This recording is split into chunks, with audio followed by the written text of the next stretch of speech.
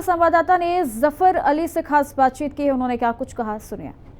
संभल के प्रशासन पर कई सारे गंभीर आरोप लगे।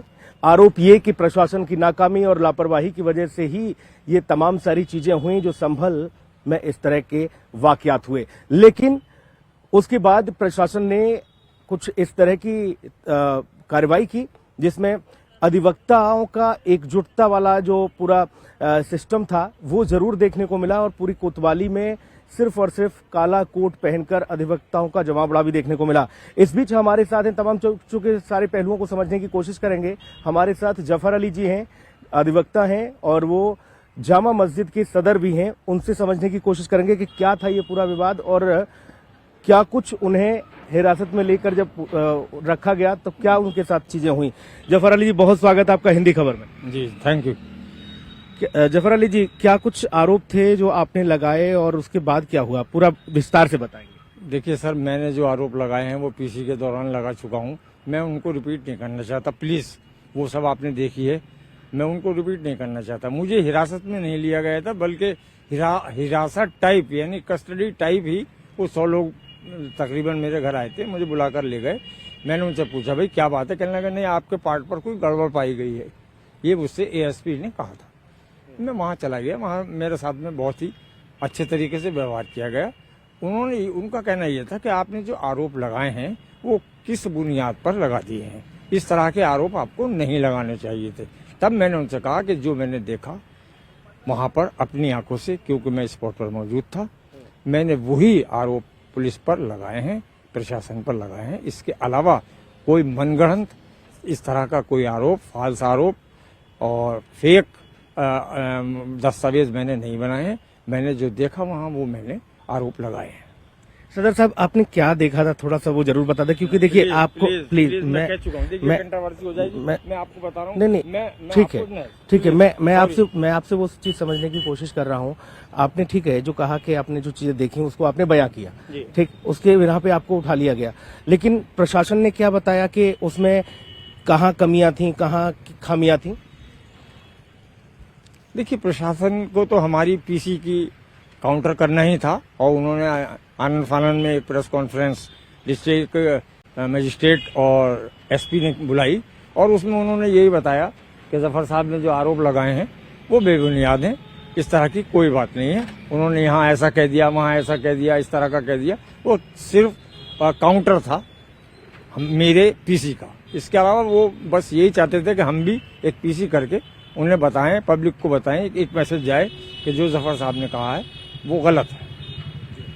तो आपने फिर उसके बाद जफर साहब आपने ये बताया लोगों को कि हाँ मुझे इत्तला थी, इस बात की मुझे जानकारी थी?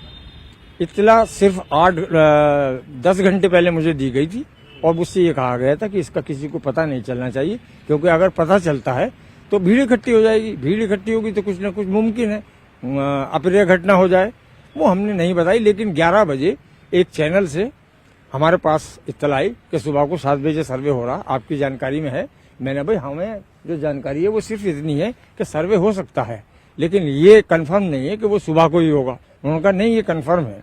तब हमने एसपी से मालूमात की तो एसपी ने कहा कि हाँ ये है और हम शांतिपूर्ण तरीके से उसको करा देंगे और आप बिल्कुल चिंता ना करें। हमने कहा भाई ये इसकी परमिशन, तो बोले हमने आपको रिसीव करा दी है। और दरअसल सच्चाई यही है कि उन्होंने हमें रिसीव कराई थी, लेकिन 8 घंटे पहले। पहला जो सर्वे हुआ था जफर साहब, उसमें आपको पूरी बाकायदा जानकारी दी गई थी? नहीं, पहले जो सर्वे हुआ था 19 तारीख में, सिर्फ और सिर्फ 5 मिनट पहले हमें उसकी जानकारी दी गई थी कि हम सर्वे कर रहे हैं। इससे पहले हमें कोई जानकारी नहीं थी, कोई नोटिस नहीं था। सिर्फ 5 मिनट पहले हमें नोटिस रिसीव कराया गया था मस्जिद के प्रांगण में, मस्जिद परिसर में। जब ये लोग पहुंच चुके हैं वहां, जब बताया कि ये हम ऐसे ऐसे सर्वे कर रहे हैं, आप ये नोटिस है, इसको रिसीव कर लीजिए।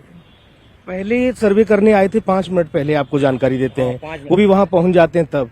और दूसरा जो सर्वे करने आते हैं तब आपको 8 घंटे पहले ये जानकारी देते हैं। लेकिन पहले आश्वासन देते हैं कि ये लीक नहीं होना चाहिए, क्योंकि अगर ये आपने बता दिया, पब्लिक को मैसेज दे दिया कि फिर से सर्वे हो रहा तो भीड़ जुट सकती है, जिसमें कोई अप्रिय घटना हो सकती है। हमने कहा नहीं, ये हम वादा कर रहे हैं। लेकिन 11 बजे जब एक न्यूज चैनल से हमारे पास फोन आया कि सुबह को 7 बजे दूसरा सर्वे होने जा रहा। मैंने कहा भाई हमारी जानकारी में तो है नहीं, और मतलब हमारी जानकारी में इतना तो था कि सर्वे हो सकता, कब सुबह को 7 बजे ही हो जाएगा ये जानकारी में नहीं था। हालांकि उसमें लिखा हुआ था कि 7 बजे होगा, लेकिन हमसे प्रशासन ने और पुलिस ने ये कहा था कि हम आपको इत्तला दे देंगे। 11 बजे तक उन्होंने तो इत्तला दी नहीं, लेकिन किसी चैनल से, मैं नाम नहीं लूंगा, किसी चैनल से हमें इत्तला मिली, तब हमने उनसे कन्फर्म किया तो उन्होंने कहा कि हाँ।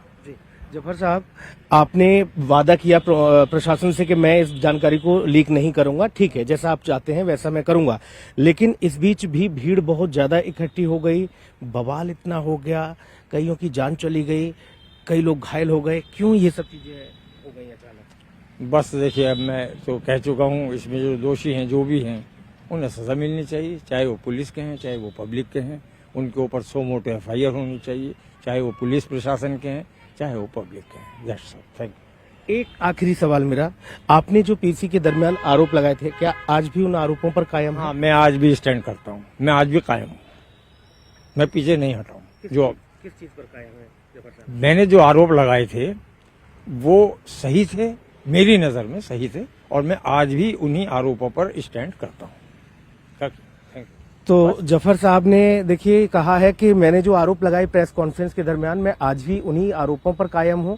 मसलन चाहे मुझे पुलिस ने कस्टडी में लेने की कोशिश की, हिरासत में लेने की कोशिश की, तमाम सारे जो वकील एकजुट हुए और फिर जफर साहब बाहर आए, आज वो बखूबी अपना काम भी कर रहे हैं अदालत में आके। लेकिन सबसे महत्वपूर्ण यही है कि आखिरकार प्रशासन ने जफर साहब को जो बात कही कि 8 घंटे पहले जो जानकारी दी, और उसमें ये क्यों कहा गया कि आप ये जानकारी बाहर न फैलाएं, प्रशासन को इस बात का अंदेशा था कि कहीं भीड़ एकजुट हो जाएगी या वहां बवाल हो सकता है। ये तमाम सारी चीजें थी, फिर बावजूद इसके इतनी सारी भीड़ कैसे सामने आ गई और कैसे ये हादसा हो गया, कैसे ये बड़ा हिंसक पूरा संभल हो गया, ये बहुत महत्वपूर्ण है। वकील साहब जो कि जफर अली साहब हैं, वो अभी भी अपने आरोपों पर कायम हैं। हालांकि अब जो तल्खी प्रेस कॉन्फ्रेंस के दरमियान थी जफर साहब की, हम बिल्कुल कहेंगे इस बात को, अब वो तल्खी शायद कुछ नरमी में तब्दील हुई है। कैमरामैन निशांत दुबे के साथ सुनील सिंह पौरुष, संभल, हिंदी खबर। और वहीं ग्रेटर नोएडा में फैक्ट्री में आग